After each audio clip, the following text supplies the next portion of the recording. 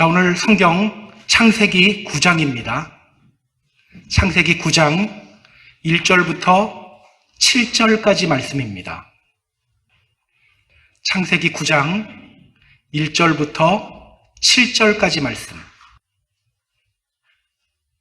우리 같이 한 목소리로 봉독합니다. 하나님이 노아와 그 아들들에게 복을 주시며 그들에게 이르시되 생육하고 번성하여 땅에 충만하라.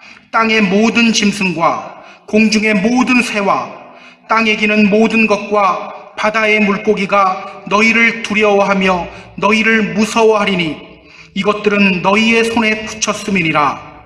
모든 산동물은 너희의 먹을 것이 될지라.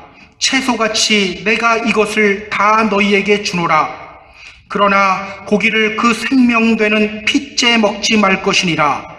내가 반드시 너희의 피, 곧 너희의 생명의 피를 찾으리니 짐승이면 그 짐승에게서, 사람이나 사람의 형제면 그에게서 그의 생명을 찾으리라. 다른 사람의 피를 흘리면 그 사람의 피도 흘릴 것이니 이는 하나님이 자기 형상대로 사람을 지으셨음이니라. 너희는 생육하고 번성하여 땅에 가득하여 그 중에서 번성하라 하셨더라. 아멘. 자, 지난 주일 우리는 방주에서 나온 노아가 하나님을 향해 제단을 쌓고 예배드리는 장면을 함께 살펴봤습니다. 이 장면을 통해서 우리가 주목하는 단어가 있었죠. 어떤 단어였는지 기억하세요? 번제라는 단어였어요. 번제. 그동안 많은 예배가 있어 왔어요. 그런데 성경은 이 장면에서 처음으로 번제라는 단어를 사용합니다. 번제. 번제가 어떤 예배죠? 번제는 속죄의 예배예요. 그리고 자기 자신을 완전히 불사르는 헌신의 결단입니다. 그러니까 성경은요, 방주에서 나오는 노아의 기쁨과 감격, 여기에 초점 맞추는 것이 아니라 노아가 드리는 회개와 헌신의 결단에 초점을 맞추고 있는 거예요. 야, 방주에서 나오니 얼마나 기뻤을까? 이렇게 구원받은 노아의 기쁨과 감격에만 초점을 맞추는 우리들에게 지금 다른 것을 보게 하고 있는 거예요. 뭐를 보게 하고 있습니까? 노아가 회개하고 헌신을 결단하는 모습, 그 모습을 우리에게 보여주며 주목하게 만드는 겁니다. 많은 사람들이 구원의 기쁨과 감격만 누리려고 해요. 물론 우리는 구원의 기쁨과 감격 누려야 합니다. 그런데 문제는요, 그냥 덮어놓고 구원의 기쁨과 감격만 누리려고 해요. 진짜 구원의 기쁨과 감격을 누리는 사람, 그 사람은 어떤 삶을 살아가요? 끊임없이 회개하며 하나님께 헌신을 결단하며 살아갑니다. 그런데 많은 사람들이요, 그거는 하지 않고 그거는 외면한 채 그냥 덮어놓고 구원의 감격과 기쁨만 고백해요. 회개의 메시지를 외면하고 자신을 하나님께 헌신하지도 않으면서 그냥 구원받아서 기쁘고 감격하다고 말해요. 오늘 우리에게 필요한 것은요, 늘 회개의 자리로 나아가며 하나님께 헌신하는 자세입니다. 그때 우리가 누리는 이 구원의 기쁨과 감격, 이게 더 온전해지는 겁니다. 자, 노아가 드리는 번제를 하나님이 받으셨죠. 그리고 어떤 말씀을 하셨죠? 아니요, 그건 오늘 본문이고요. 지난주 본문에서 21절에서 말씀하셨죠. 내가 다시는 사람으로 말미암아 땅을 저주하지 아니하리니 이는 사람의 마음이 계획하는 바가 어려서부터 악함이라. 내가 전에 행한 것 같이 모든 생물을 다시 멸하지 아니하리라. 자, 인간이라는 존재는 너무 악해요. 우리는 방주 안에 왜 부정한 짐승을 데리고 들어가? 그랬는데 성경은 뭐라고 해요? 그 부정한 짐승이 바로 너야라고 말하는 거예요. 너무 악해요. 혼내고 벌 준다고 변화되는 존재가 아니라는 거예요. 그래서 하나님은 심판이 아닌 다른 방법을 쓰시겠다는 겁니다. 그것이 뭐죠? 예수님의 십자가 사건인 겁니다. 심판이라는 방법 대신 은혜의 방법을 사용하겠다는 거예요. 인간이 스스로 할 수 없으니 하나님이 대신 일하시겠다는 거예요. 이 결심하시면서 하나님이 이런 말씀하시죠. 땅이 있을 동안에는 심음과 거둠과 추위와 더위와 여름과 겨울과 낮과 밤이 쉬지 아니하리라. 사계절이 계속해서 바뀌듯 아침과 저녁이 계속해서 이어지듯 그렇게 하나님이 끊임없이 우리를 위해 일하시겠다는 겁니다. 그래서 여러분, 계절 바뀌는 것 보면서 또 아침과 저녁이 계속해서 바뀌는 것 보면서 우리는 야, 시간 참 빨리 간다 이러고만 있으면 안 돼요. 아, 지금도 하나님이 나를 위해 일하시고 계시는구나, 이것을 느낄 수 있어야 합니다. 너희를 부르시는 이는 미쁘시니 그가 또한 이루시리라. 성경이 말하잖아요. 너희를 부르시는 이는 미쁘시니 그가 또한 이루시리라. 우리 주님이 지금 이 시간에도 우리의 구원을 위하여 일하시고 계심을 믿으시기 바랍니다.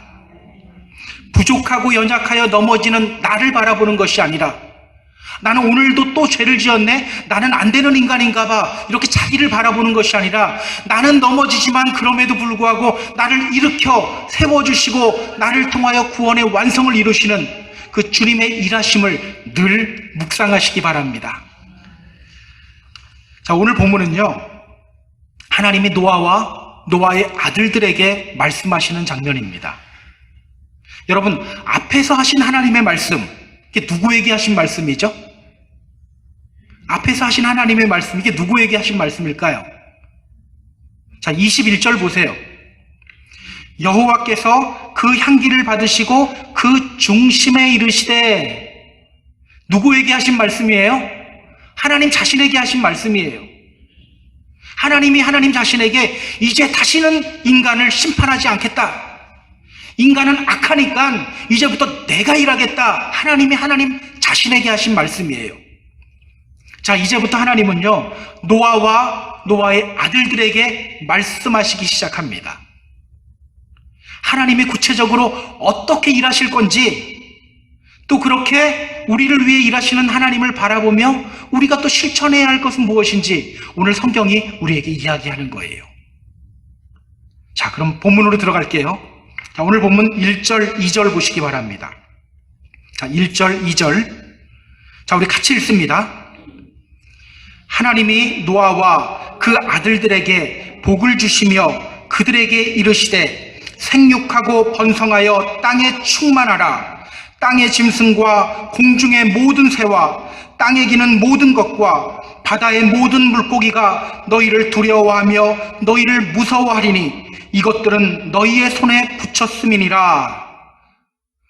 자, 이제 내가 직접 일할 거야. 하나님이 결심하신 후에 노아와 노아의 아들들에게 말씀하셔요. 뭐라고 말씀하셔요? 생육하고 번성하여 땅에 충만하라. 또 뭐라고 말씀하셔요? 땅의 모든 짐승과 공중의 새와 바다에 사는 모든 물고기들, 그들이 너희를 두려워할 거다. 그들을 너희의 손에 붙였다라고 말씀하셔요. 이 말씀은요, 땅을 정복하고 다스리라는 말씀이에요. 그러니까 오늘 하나님은요, 방주에서 나온 노아와 노아의 아들들에게 이렇게 말씀하시는 거예요. 생육하고 번성하여 땅에 충만하라.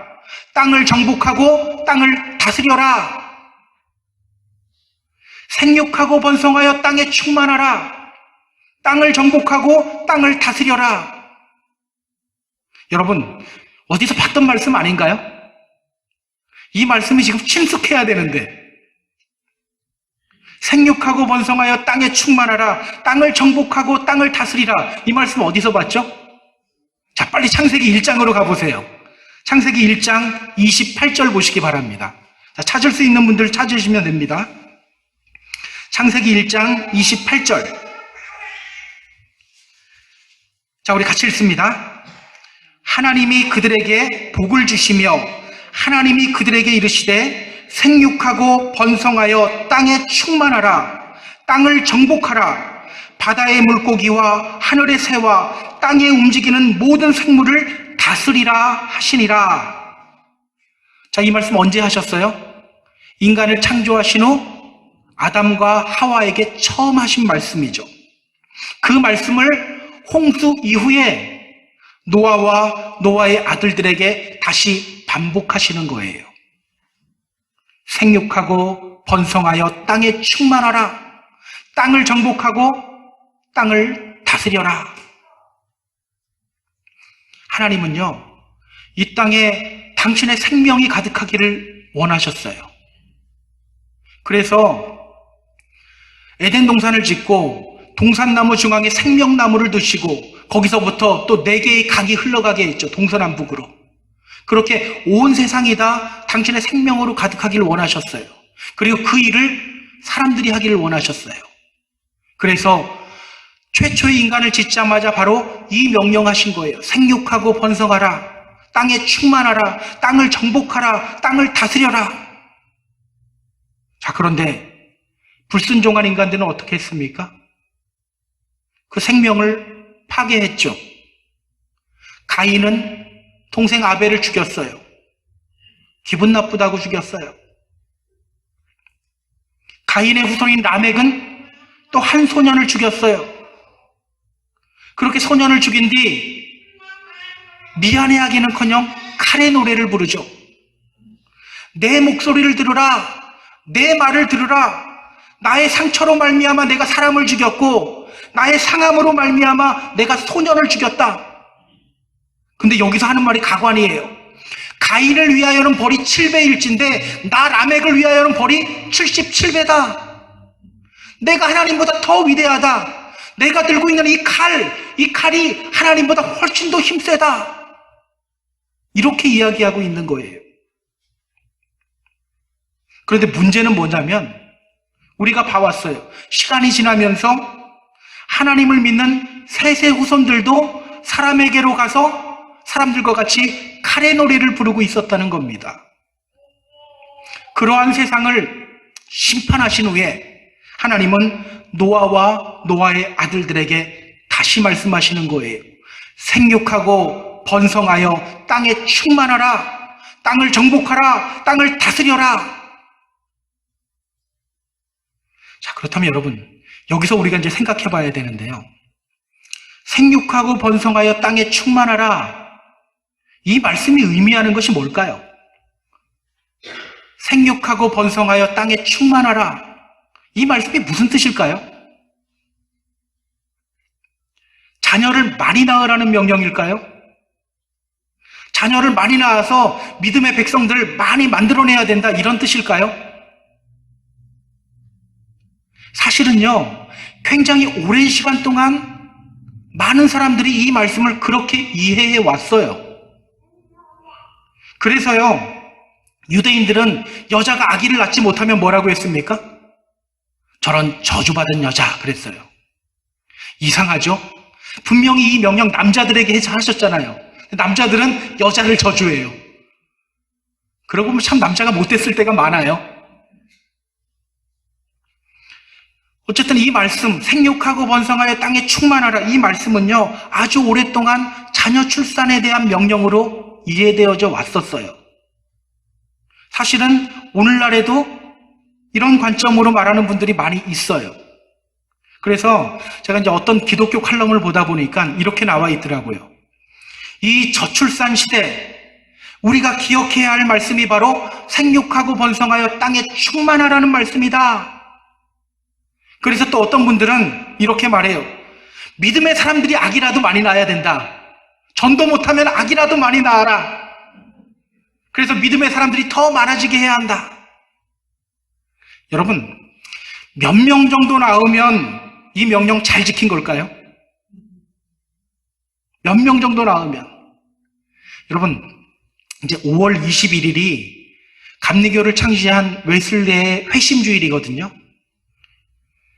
이 웨슬리의 아빠가 사무엘 웨슬리고요. 엄마가 수잔나 웨슬리예요. 이 둘 사이에서 아기가 몇 명이 태어났는지 아세요? 들으시면 놀라실 텐데 제가 말씀드려도 안 믿을 것 같아요. 이 둘 사이입니다. 다른 여자 왔던 거 아니에요. 19명이었어요. 19명. 물론 다 산 것은 아니에요. 다 산 것은 아닌데 그 중에 예전에는 낳고 많이 죽었잖아요. 다 어른이 된 건 아니에요. 어쨌든 19명이에요. 존 웨슬리는요, 그 19명 중 15번째였어요. 여러분, 이 정도는 나아야지 어디서 명함 내밀지 않을까요? 이 정도는 나아야지 그래도 내가 생육하고 번성하라는 하나님의 명령 지켰습니다. 뭐 이 정도 말할 수 있지 않을까요? 그럼 저희 집도 앞으로 한 16은 더 낳아야 되는데 큰일이네요. 그런데 여러분, 생육하고 번성하여 땅에 충만하라, 이 말씀은요 단순히 자녀 출산의 명령이 아닙니다. 자, 1절 다시 한번 보세요. 1절, 하나님이 노아와 그 아들들에게 복을 주시며 그들에게 이르시되 생육하고 번성하여 땅에 충만하라. 복을 주시며 그들에게 이르시되, 자, 하나님이 노아와 그 아들들에게 복을 주시며 말씀하시는 거예요. 생육하고 번성하여 땅에 충만하라. 자, 창조하실 때 하나님이 말씀하셨죠. 빛이 있으라 하심에 어떻게 돼요? 그대로 되었죠. 똑같은 명령이에요. 인간을 보면서 생육하고 번성하여 땅에 충만하라, 이 복 주신 거예요. 우리가 너희들 생육하고 번성해서 땅에 충만해야 돼, 열심히 노력해서 아기라도 많이 낳아야 돼, 이게 아니에요. 생육하고 번성하여 땅에 충만하라, 빛이 있으라 말씀하신 것처럼 똑같이 이 복 주신 거예요. 그렇다면 여러분, 생육하고 번성하여 땅에 충만하라, 이 명령이 우리가 지켜야 할 하나님의 명령입니까? 아니면 하나님이 이미 우리에게 주신 복입니까? 이미 주신 복이에요. 이 말씀은요, 명령형으로 쓰여져 있지만 우리가 지켜야 할 하나님의 명령이 아니에요. 하나님이 우리에게 주시는 복입니다. 하나님이 우리 인간에게 생육하고 번성하여 땅에 충만하는 복을 주셨다는 거예요. 기억하세요. 생육하고 번성하여 땅에 충만하라, 땅을 정복하고 땅을 다스려라, 이 말씀은요 하나님이 우리에게 주신 복입니다. 이것이 무엇을 의미합니까? 우리 인간은요 하나님과 관계가 올바르게만 되어 있으면 저절로 생육하고 번성하고 땅에 충만하게 되어 있다는 거예요. 하나님 속에만 있으면, 하나님 제대로 믿으면 저절로 이 땅을 정복하고 다스리게 된다는 말이에요. 내가 이 세상을 생명으로 전도해야지, 이게 아니라 내가 제대로 믿고 있으면 전도는 저절로 된다는 거예요. 생육하다, 이게 무슨 뜻일까요? 사실은 성경이 우리가 쓰지 않는 말을 쓰기 때문에 이게 어려운데, 생육하다가 무슨 뜻이죠? 이게 파라라는 히브리어 단어입니다. 이게 무슨 뜻이냐면요, be fruitful, 열매를 맺다라는 뜻이에요. 번성하다, 이게 무슨 뜻일까요? 이게 라바라는 말이에요. 라바, 이게 many, 마치라는 뜻이에요. 많다라는 뜻이에요. 열매를 맺다, 많이 열매를 맺다. 자, 하나님과 관계가 올바르게 되어져 있으면 우리는 저절로 생명의 열매를 맺게 된다는 겁니다. 생명의 열매를 맺되 조금 맺게 된다는 겁니까? 아니죠. 많이 맺게 된다는 거예요. 그래서 예수님이 하신 말씀이 있죠. 너희는 포도나무요, 나는 가지라. 그가 내 안에, 내가 그 안에 거하면 사람이 열매를 많이 맺나니 나를 떠나서는 아무것도 할 수 없음이라. 그가 내 안에, 내가 그 안에 거하면 사람이 열매를 많이 맺게 된다. 자, 기억하세요. 우리 믿음의 성도들은요, 주님 안에 있으면 저절로 생명의 열매를 맺게 됩니다. 조금 맺게 되는 게 아니라 많이 맺게 돼요. 이 세상이 생명이 넘치는 세상으로 믿음의 성도들이 만들 수 있게 돼요. 우리 믿음도 마찬가지 아닙니까? 하나님과 올바른 관계 속에 있으면요, 그 믿음은 성장하게 되어 있어요. 믿음 안에는 생명이 있기 때문에 그 믿음은 성장해요. 그래서 예수님이 믿음을 겨자씨에 비유하셨죠. 그 안에 생명이 있기 때문에 비록 작은 씨앗이지만 크게 자라게 된다는 겁니다. 그래서 여러분, 믿음 작다고 걱정할 필요 없어요. 내 믿음 커져야지 한다고 커지는 것도 아니에요. 주님 안에 있으면 주님이 자라게 하시는 겁니다. 혹시 믿음이 성장하지 않고 제자리 걸음 걷고 있는 것 같은 그런 느낌 받고 있는 분 있나요? 여러분, 충분히 자랐기 때문에 멈춰 있는 거 아니에요. 나 잘할 만큼 자라서 멈춰 있는 거야, 이런 거 없습니다. 하나님 안에 없기 때문에, 하나님과 올바른 관계 속에 있지 않기 때문에 제자리 걸음하고 있는 거예요. 근데 그냥 멈춰만 있으면 다행이죠. 처음에는 그냥 멈춰 있는 것 같지만 결국은 죽어가요. 그래서 여러분, 믿음이 자라지 않는 것 같다면 이거 그냥 넘어가면 안 돼요. 다시 주님의 이름을 간절하게 부르며 주님 안으로 들어와야 돼요. 그게 우리가 살 길이에요. 교회도 마찬가지예요. 여러분, 교회가 할 일이 뭡니까? 복음으로 세상을 변화시키는 거예요. 우리도 변화가 안 되는데 무슨 복음으로 세상을 변화시킵니까? 우리가 하는 거 아니라 그랬잖아요.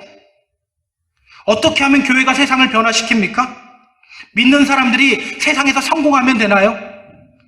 교회 건물 더 높게 짓고 믿는 사람들이 돈이 더 많아지고 그러면 세상을 정복하게 됩니까? 아닙니다. 대부분은요, 높은 자리에 올라가면서 같이 다 치우쳐요. 같이 세상 사람들처럼 똑같이 행동해버려요. 교회가 진짜 그리스도의 교회가 되면 역사가 일어나는 거예요. 교회가 진짜 복음 위에 서면 세상을 변화시키는 하나님의 도구가 되는 거예요. 교회 부흥도 마찬가지입니다. 간판 크다고 교회 사람들 더 오는 거 아니에요. 교회가 진짜 그리스도의 교회가 되면 교회는 저절로 부흥하게 되어 있어요. 여러분, 바닷물에 있는 소금의 양이 몇 프로나 될까요? 3.5%예요. 그런데 그 작은 양의 소금이 온 바다를 짜게 만들어요. 우리가 소금이 되면 온 세상이 맛이 나는 거예요. 이 원리를 우리가 알아야 돼요. 우리가 빛이 되면 저절로 비추는 거예요. 그래서 우리 주님이 말씀하시잖아요. 너희는 세상의 소금이다. 너희는 세상의 빛이다. 더하여 말씀하시죠. 이같이 너희 빛을 사람 앞에 비추게 해서 그들로 너희 착한 행실을 보고 하늘에 계신 아버지께 영광 돌리게 하라. 그래서 여러분, 오늘 우리가 힘써야 할 것은요, 어떻게 하면 교회를 성장시킬까? 어떻게 하면 교회 행정이나 제반 다른 것들을 좀 매끄럽게 만들까? 이게 먼저가 아닌 거예요. 하나님 제대로 믿는 게 먼저예요. 하나님 제대로 믿으면 생명의 열매를 맺게 돼요. 맺게 되되 많이 맺게 됩니다. 이 세상을 변화시키는 역사가 일어나게 돼요. 믿지 않는 사람들이 하나님께 영광을 돌리며 오게 되는 그런 역사가 일어나게 됩니다. 저는 우리 모두가, 또 우리 교회가 이 복을 누렸으면 좋겠습니다. 생육하고 번성하여 땅에 충만하라. 땅을 정복하고 땅을 다스려라. 과거 중세시대 때는 이 말씀을 좀 잘못 이해했거든요. 그래서 십자군을 조직해갖고 우리 예루살렘으로 원정 가야 된다 그래서 이슬람 사람들 막 다 죽이고 그랬어요. 그런 다스림이 아니에요. 생명을 전파하는 다스림이에요. 이 복을 누리는 저와 여러분 다 되기를 주님의 이름으로 축복합니다. 자, 또 하나님이 어떤 말씀을 하시는지 볼까요? 3절 보시기 바랍니다. 3절. 자, 3절 같이 읽습니다. 모든 산동물은 너희의 먹을 것이 될지라 채소같이 내가 이것을 다 너희에게 주노라. 자, 하나님이 또 노아와 노아의 아들들에게 말씀하셔요. 모든 산동물 너희가 다 먹을 수 있다. 채소같이 내가 이것을 너희에게 준다. 자, 이때부터 하나님이 이제 육식을 허락하시죠. 왜 하나님이 이때부터 육식을 허락하셨을까요? 땅이 이미 한번 뒤집어졌어요. 밭을 갈고 식물들이 자라서 열매를 맺으려면 시간이 걸려요. 그래서 우리 하나님은 인간들에게 육식을 허락하시는 거예요. 지금 인간들의 뭐를 살피고 있는 거예요? 인간들의 생명을 살피고 있는 거예요. 인간의 생명을 위해서 육식을 허락한 거예요. 여러분, 이렇게 인간의 생명을 위해서 육식을 허락하시는 하나님, 이런 하나님을 보면서 여러분 뭐 느껴지는 게 없습니까? 그냥 고기 먹으라고 해서 감사합니까? 뭔가 느껴지는 게 있어야 돼요. 저는요 이런 생각이 들었어요. 우리 하나님 정말 세밀하시다. 방주에서 나오라고 끝이 아니구나. 정말 세밀한 부분까지 다 챙겨주시고 생각하시고 인도하시고 공급해 주시는구나. 이런 생각이 들더라고요. 여러분, 우리 하나님이 바로 이런 분이세요. 우리의 생명을 위해서 세밀한 부분까지 다 생각하시고 다 챙겨주시는 분이세요. 그래서 여러분, 우리 믿음의 성도들은요, 무엇을 먹을까, 무엇을 입을까 염려하지 말라라고 성경이 말하는 겁니다. 우리 하나님은 어떤 분이에요? 들에 있는 풀도 공중의 새도 먹이시고 입히시는 분이세요. 성경이 말하잖아요. 오늘 있다가 내일 아궁이에 던져지는 들풀도 하나님이 이렇게 입히시고 먹이시거든 하물며 너희일까 보냐. 우리 주님이 말씀하시잖아요. 그렇다면 여러분, 오늘 우리가 힘써야 될 것이 무엇입니까? 주님이 하나님이 다 이렇게 먹이시고 입히신다 이 말씀하시면서 우리에게 하시는 말씀이 있어요. 마태복음 6장에 나와요. 그런즉 너희는 먼저 그의 나라와 그의 의를 구하라. 그리하면 이 모든 것을 너희에게 더하시리라. 하나님의 나라와 하나님의 의를 구하는 것이 먼저가 되어야 한다는 겁니다. 결국 여러분 지금 똑같은 말씀을 3절에서 또 반복하는 거예요. 하나님과 올바른 관계 속에 있을 때 생명을 얻게 되고 생명의 열매를 맺게 되고 그 생명으로 세상을 정복하게 된다는 그 말씀을 지금 다시 한번 하는 거예요. 먼저 하나님 나라와 하나님의 의를 구해라. 하나님이 다 알아서 고기까지 챙겨주시는데 무슨 걱정을 하냐? 다시 한번 말씀드립니다. 하나님 제대로 믿고 하나님과 관계가 올바르면 우리는 생명 얻게 됩니다. 생명의 열매를 얻게 됩니다. 그 생명으로 세상을 다스리게 됩니다. 늘 하나님과 올바른 관계 속으로 들어가는 게 먼저라는 것을 깨닫고 늘 믿음 위에 서 있는 저와 여러분 되기를 주님의 이름으로 부탁드립니다. 자, 그렇다면 여러분, 우리가 여기서 좀 한 가지 더 생각해 봐야 할 것이 있는데요. 하나님과 올바른 관계 속으로 들어가기 위해 우리가 힘써야 할 것이 뭘까요? 하나님과 올바른 관계 속으로 들어가기 위해 우리가 힘써야 할 것. 우리가 일하는 것이 아니잖아요. 하나님이 우리에게 생명 주시고 생육하고 번성하고 땅을 정복하게 만들어 주시는 거잖아요. 우리는 하나님과 올바른 관계 속으로만 들어가면 되는 거예요.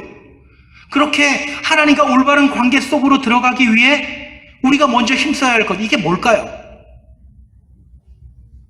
아버지 부르면 될까요? 불러야 됩니다. 그런데 오늘 성경은요, 좀 다른 걸 이야기해요.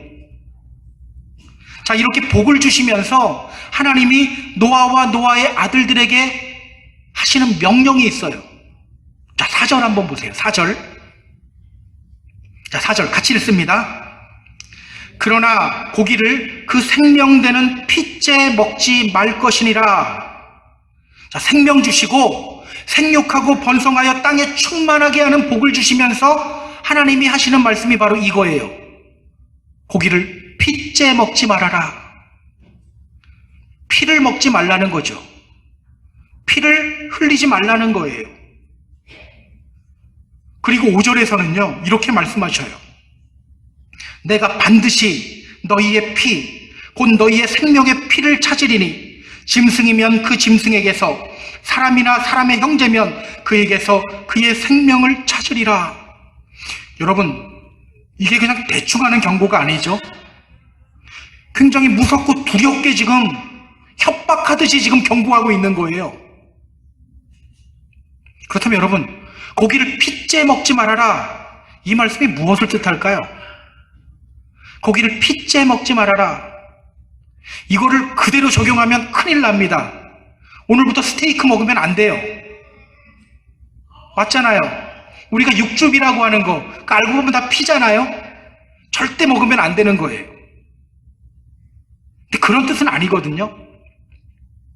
고기를 피째 먹지 말라. 이 말씀이 무엇을 뜻할까요? 자, 성경에서 피는 생명을 의미해요. 오늘 본문에서도 말하잖아요. 고기를 그 생명되는 피째 먹지 말아라. 5절에서도 말하죠. 생명의 피. 레위기 17장 11절에서도 말해요. 육체의 생명은 피에 있음이라. 이렇게 성경에서 피는요, 생명을 나타내고 생명의 근원을 의미해요. 그렇다면 여러분, 고기를 피째 먹지 마라. 이 말씀이 무슨 뜻입니까? 생명 소중하게 여겨야 된다는 거예요. 생명을 함부로 죽이지 말라는 거예요. 자, 이제부터 고기 먹을 수 있으니까 마음껏 죽이자, 이게 아니라는 거예요. 자, 홍수 이전의 시대, 어떤 시대였어요? 죽고 죽이는 시대였어요. 가인이 그랬잖아요. 또 가인의 후손인 라멕이 그랬잖아요. 기분 나쁘다고 죽이고, 한 소년이 자기에게 조금 상처 입혔다고 죽이고, 그렇게 사람 죽이고도 자기 힘을 자랑하던 시대였어요. 그 세상을 쓸어버리신 후에 하나님이 다시 말씀하시는 거예요. 생명 소중히 여겨야 된다. 특히 오늘 성경은요, 사람의 피를 강조해요. 자, 6절 보시기 바랍니다. 6절. 자, 6절 같이 읽습니다. 다른 사람의 피를 흘리면 그 사람의 피도 흘릴 것이니 이는 하나님이 자기 형상대로 사람을 지으셨음이니라. 자, 절대로 다른 사람의 피를 흘리게 하지 말라는 명령이에요. 그 이유가 뭐죠? 이는 하나님이 자기의 형상대로 사람을 지으셨음이니라. 인간은 하나님의 형상대로 지음받은 존재이기 때문에 절대로 죽이면 안 된다는 거예요. 제가 사실 이 본문을 묵상하면서, 원래 오늘 본문을 묵상하면서 제가 17절까지 가려고 했어요. 무지개 언약까지 가려고 했었어요. 왜냐하면 이 부분이 제가 좀 이해가 안 됐었어요.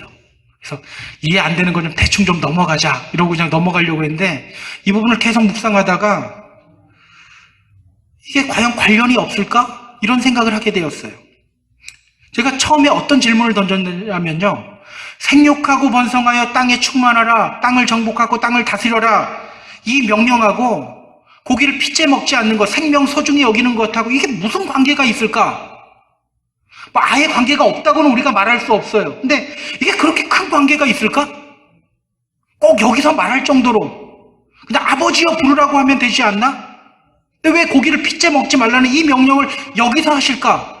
이게 이해가 안 갔어요.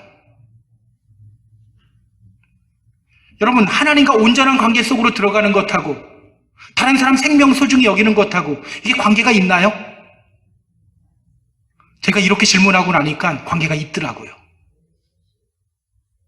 관계가 조금 있는 게 아니라 굉장히 밀접한 관계가 있더라고요. 자, 다른 사람의 피를 흘리는 행위에 대해서 우리 예수님이 어떻게 정의하고 있는지 우리 성경 한번 찾아볼까요? 자, 마태복음 5장 21절, 22절입니다. 자, 다른 사람의 피를 흘리는 행위, 이 살인에 대해서 예수님이 이렇게 정의를 하세요. 마태복음 5장 21절, 22절. 자, 같이 읽습니다. 옛사람에게 말한 바 살인하지 말라. 누구든지 살인하면 심판을 받게 되리라 하였다는 것을 너희가 들었으나 나는 너희에게 이르노니 형제에게 노하는 자마다 심판을 받게 되고 형제를 대하여 나가라는 자마다 공회에 잡혀가게 되고 미련한 놈이라는 자는 지옥불에 들어가게 되리라. 자, 다른 사람의 피를 흘리는 살인 행위에 대해서 예수님은 뭐라고 정의를 내리고 있어요? 형제에게 노하는 것, 형제를 향해 분노를 표출하는 행위를 살인 행위, 피 흘리는 행위라고 정의를 해요. 또 뭐라고 정의를 내립니까? 형제를 향하여 나가라고 하는 것. 나가가 무슨 뜻인지 아세요? 저런 돌대가리, 저런 가치 없는 놈, 이런 뜻이에요. 사람들을 그렇게 무가치한 사람으로 여기는 것, 이것도 살인행위래요. 또 뭐라고 정의합니까? 형제를 향해 미련한 사람이라고 하는 것, 형제를 바보라고 하는 것도 살인행위래요. 여러분, 다른 사람 흉보고 험담하는데 믿음은 좋아, 이런 분 보신 적 있으세요? 저 사람은 다른 사람 미워하고 다른 사람 흉보고 항상 험담하는데 믿음은 참 좋아, 이런 분 보신 적 있으세요? 저 사람은 돈 없고 배우지 못한 사람 막 무시하는데 하나님을 정말 사랑해. 저는 아직까지 본 적 없거든요. 여러분 보신 적 있으세요? 한 번도 없죠. 그래서 우리 주님이 말씀하시는 거예요. 그러므로 예물 제단에 드리다가 거기서 내 형제에게 원망 들을 만한 일이 생각나거든 예물 제단 앞에 두고 먼저 가서 형제와 화목하고 그 후에 와서 예물 드려라. 기억하세요. 다른 사람 미워하는 마음으로는요, 절대 하나님과 온전한 관계 속으로 들어갈 수가 없어요. 내 마음에 미움이 있다면 그것은 살인행위요, 하나님은 그 마음을 절대로 받지 않아요. 그래서 하나님은요, 생육하고 번성하라, 충만하라, 나랑 온전한 관계 속으로 들어와라, 그렇게 하면서 나를 향해 아버지라고 불러라, 이 말 하는 게 아니라 생명 소중히 여기라라고 말씀하시는 거예요. 생명 소중히 여겨라. 그래서 여러분, 누군가가 다른 사람을 험담하며 나에게 올 때 그냥 듣고 있으면 안 돼요. 그냥 들으면 안 됩니다. 그 험담 끊어내야 돼요. 그리고 그 사람 위해 기도해야 돼요. 그 좋은 게 좋은 거지, 그냥 그래도 그 앞에서는 들어줘야 되는 것 아닙니까? 아닙니다. 듣다 보면 같이 휩쓸려요. 여러분, 전화기 오래 붙들고 있지 마세요. 대부분 이제 전화기 붙들고 이야기하다가 이제 다른 사람 험담하기 시작하더라고요. 제가 충격적인 사실을 하나 알려드릴게요. 셀폰 많이 사용한 사람들, 뇌종양에 걸릴 확률이 다른 사람들보다 훨씬 많아요. 이게 얼마 전에 WHO에서 발표했어요. 전자파 때문에 하루에 10분 이상 연속으로 그냥 사용하잖아요. 그렇게 10년을 사용하면 뇌종양에 걸릴 확률, 뇌에 암세포가 생길 확률이 굉장히 높아진대요. 그래서 여러분, 통화는 저희 교회도 이제 운동을 해야 될 것 같아요. 통화는 용건만 간단히. 전화 몇 시간씩 붙잡고 다른 사람 흉보지 마세요. 나도 죽고 내가 전화해서 저 사람도 죽이고 하나님과의 관계도 망치고 생육하고 번성하는 복도 차버리는 결과를 낳아요. 우리 이거 기억해야 돼요. 제가 너무 좀 과장했나요? 과장이 아니에요. 자, 그럼 우리 7절 볼까요? 자, 7절. 자, 같이 읽습니다. 너희는 생육하고 번성하며 땅에 가득하여 그 중에서 번성하리라 하셨더라. 자, 마지막으로 하나님은 1절에서 하셨던 말씀을 다시 한번 반복하죠. 여러분, 두 번이나 반복할 때는 무슨 뜻이에요? 중요하다는 뜻이고 반드시 이 복 주신다라는 뜻이죠. 자, 그런데 여기서 우리가 주목해야 할 것이 있습니다. 너희는 생육하고 번성하라. 여기서 너희는 누구를 가리킵니까? 노아? 아니요, 오늘 성경에서. 자, 넓게는 우리까지인데 오늘 성경에서 누구를 이야기하는 거예요?